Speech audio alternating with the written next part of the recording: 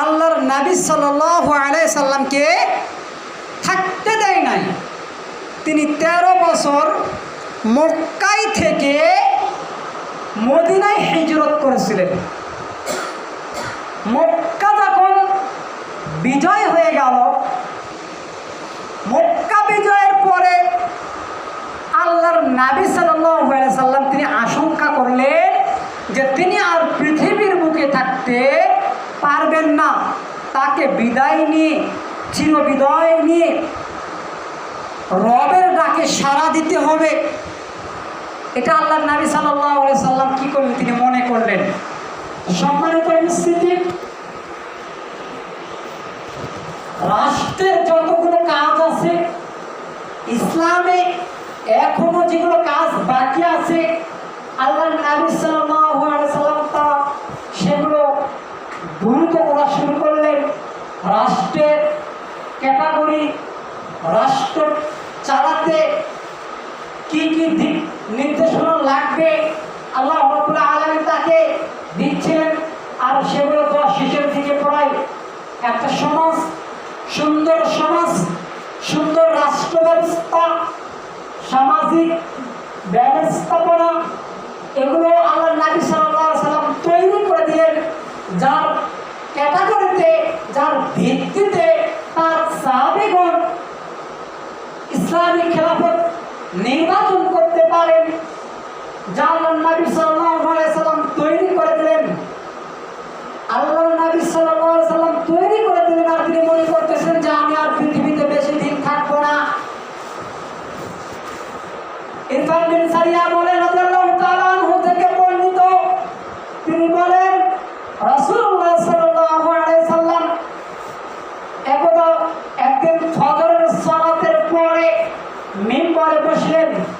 মিম্বরে বসার পর আল্লাহর নবী সাল্লাল্লাহু আলাইহি সাল্লাম দীর্ঘ ভাষণ দিলেন।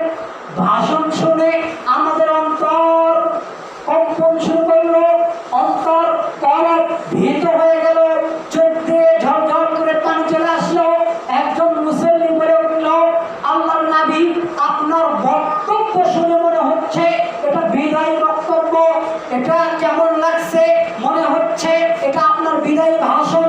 এরকম ভাষণ আমি আপনাকে আর কোনোদিন দিতে দেখিনি। তাই সাহাবী বলছেন, আল্লাহর নবী আপনি আমাদেরকে উপদেশ দিন।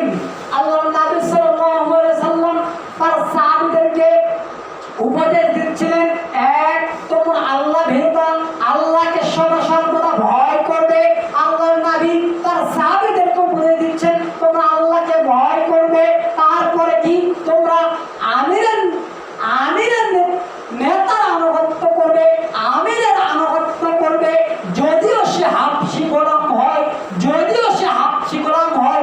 হাবশী গোলাম মানে কালো কুচকুচে মানুষ, একে হাবশী গোলাম বলা হয়। সম্মানিত উপস্থিতি, আল্লাহর নবী বলছে যদিও সে হাবশী গোলাম হয়, তবুও তাকে তোমরা সরকার প্রধান হিসেবে গণ্য করবে, তাকে মেনে চলবে। এরপরে বললেন, আমি পৃথিবীর বুক থেকে চলে যাওয়ার পর তোমরা অনেক অনর্থ দেখতে পারবে, অনেক ইখতিলাফ দেখতে পারবে, অনেক দল দেখতে পারবে, দিনের মধ্যে অনেক বাড়াবাড়ি হবে, ইখতিলাফান কাসীরা, দিনের মধ্যে অনেক বিভেদ সৃষ্টি হবে, বিদআত তৈরি হবে, দিনকে নিয়ে মানুষ বাড়াবাড়ি করবে। তোমরা সেই সময় আমার সুন্নাত এবং খোলাফায়ে রাশিদিন আল মাহদিয়িন, আমি এবং আমার খোলাফায়ে রাশিদার সুন্নাতকে আঁকড়ে ধরে রাখবে। সম্মানিত উপস্থিতি, আল্লাহর নবী সাল্লাল্লাহু আলাইহি সাল্লাম শুধু আমার সুন্নাত এবং খোলাফায়ে রাশিদার সুন্নাত আঁকড়ে ধরার কথা বলেন নাই, বলছেন মারির দাঁত দিয়ে আঁকড়ে ধরবে। খোলাফায়ে রাশিদার সুন্নাত ধরবেই না, মারির দাঁত দিয়ে কামড়ে ধরে রাখবে।